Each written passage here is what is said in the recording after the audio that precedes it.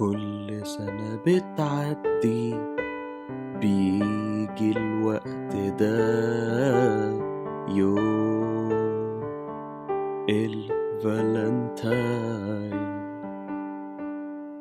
يوم 14/2، عيد الحب.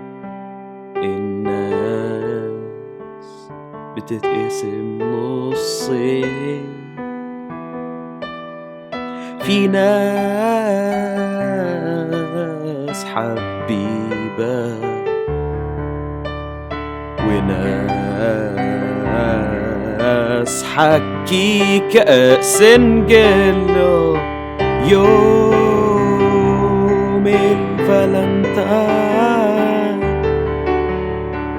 يوم الفالنتاين، ظواهر ملهاش لازمة ولازم أتكلم عنها. ابدأ الفيديو.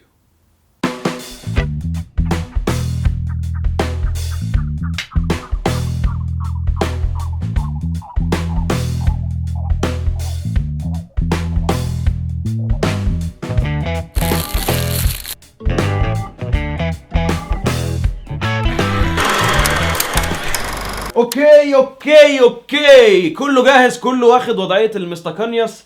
تمام. النهاردة الموضوع ايه؟ الفالنتاين. ليديز، النهاردة يوم ايه بقى حوار الفالنتاين؟ عيد الحب. وايوه انا عارف يا اللي هتكتب في الكومنتات دلوقتي ما تقولش عيد الحب، حرام، احنا بس عندنا عيدين بس. انا عارف المفروض اقول يوم الحب، اوكي، انا بس قلت عيد الحب دلوقتي علشان ارزل عليك. شفت رخمة ازاي؟ المهم، الفالنتاين هو حاجة انتشرت كده في ال10 أو ال20 سنة اللي فاتوا في مجتمعنا، واظن ان في ناس كتير مش فاهمة الموضوع ايه اساسا، ولكن خلوها تعدي. ايه بقى اللي بيحصل في الفالنتاين؟ هي فرصة للناس علشان يعبروا عن حبهم، اللي بيجيب دباديب، اللي بيجيب قلوب، اللي بيجيب ورد، كلنا عارفين الاستيريوتايب. ولكن اللي بيضايقني في حوار الفالنتاين هو ان كل الناس بتلبس احمر. يعني انا واحد بحب اللون الاحمر جدا، ولكن انا عارف ان انا لو لبست احمر في شهر فبراير كله هيتحفل عليا. في ناس فاكره ان بس علشان هيلبسوا احمر في الفالنتاين ان البنات هيقولوا اوه يا لهوي لابس احمر رومانسي جدا. لا، الموضوع مش كده خالص. لو ما عندكش حد تتفلطن معاه عادي، خليك سنجل، مش لازم كده، انت فاهمني؟ لان لو فضلت تحاول زياده عن اللزوم كده الموضوع هيتطور معاك بشكل سيء، وفي مراحل كده وحشه انت مش عاوز توصل لها، وفخوخ انت مش عاوز تقع فيها. وبعدين ما تصدقش اللي بتشوفه في التلفزيون، مفيش حد في الفالنتاين فعلا بيقعد يحتفل، كله يا اما عيال صغيره عايشين في الدور، يا اما الناس قاعده في بيوتها. انا ليه بقول الكلام ده؟ علشان احنا شباب، احنا بروز، لازم ناخد بالنا من بعضنا، لان في ناس ما بيكونوش عارفين شكلهم بيكون عامل ازاي. يعني انا بجد مش فاهم اللي بيحصل ده. البنت انا بكلمها بقالي اكتر من اسبوعين وهي بتردش عليا، كل ما ببعت لها حاجه بتشوف الرساله بعد يومين ولا حاجه، وفي الاخر ما بتردش عليا. وكمان انا كلمت في بنت تانية صاحبتها، كلمتها وبتقولي ان هي المفروض يعني عادي ترد، مفيش اي حاجه. طيب انا اعمل ايه دلوقتي؟ محمود، الساعة 4:30 يا محمود، 4:30.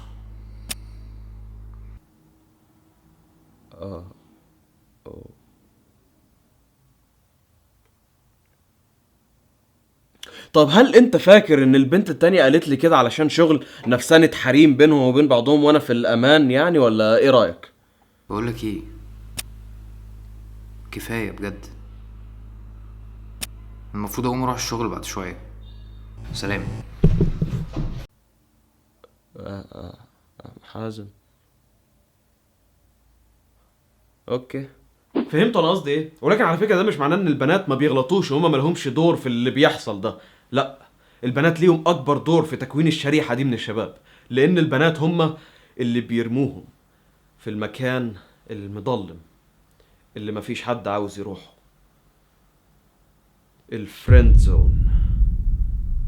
دي هي نظريتي. الشاب بيكون تمام جدا لحد لما بيدخل الفريند زون، وبعدين الثقة بتاعته بتتدمر فبيتغير تماما. ولكن ما تخافوش، انا عندي الحل. انا هقول لكم ازاي تطلعوا من الفريند زون.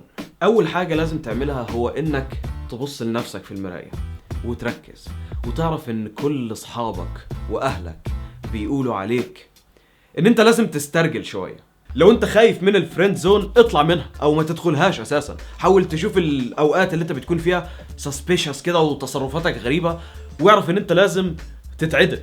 انا اسف ولكن كان لازم حد يقولها. المهم نرجع لموضوعنا الاساسي. بعد ما تطلع من الفريند زون بشكل ناجح، اكيد في يوم من الايام هتحب وهتبقى جزء من كابل. دي اول حاجة لازم تعرفها، اننا مش مهتمين انتوا بتعملوا ايه. بلاش بقى تقعد تعيش في جو اللافي دافي ده، لا. وبنات ليديز، انا عارف ان انتوا ما بتتقدروش زي ما انتوا المفروض تتقدروا، ولازم المرأة تاخد حقها، ده شيء انا اؤمن بيه. ولكن لما البنت تروح على تويتر وفيسبوك وتقعد تكتب حاجات دراما كده ملهاش لازمة، ده بيثبت نظريات كتير سيئة عن البنات. ثروين شيد كده وش نفسية وبتاع، حاجات ملهاش لازمة. ليه تقعدي تعذبي نفسك وتعذبينا معاكي؟ شوف الغلابة اللي انت رامياهم في الفريند زون، ذنبهم ايه؟ ولكن برضو الليديز لازم يحترموا ويقدروا.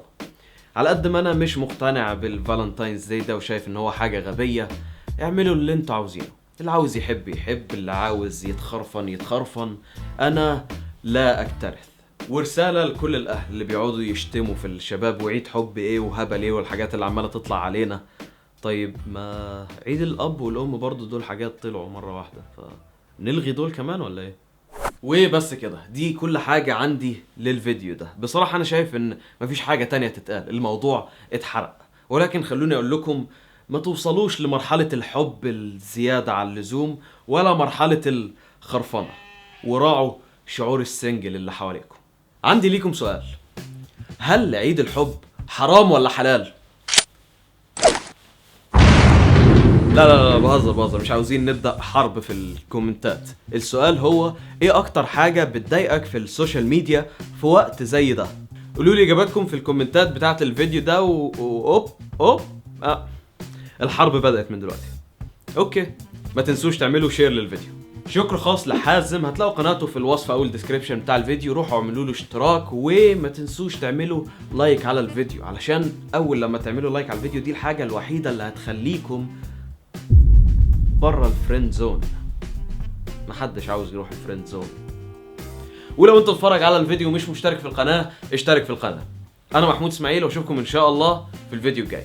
وبس عاوز ادي شاوت اوت كده للناس الرهيبة اللي عملوا لي الصور دي، شكرا. لو عايزين تشوفوا زيادة من دول ممكن تروحوا على صفحة الفيسبوك بتاعتي. سلام.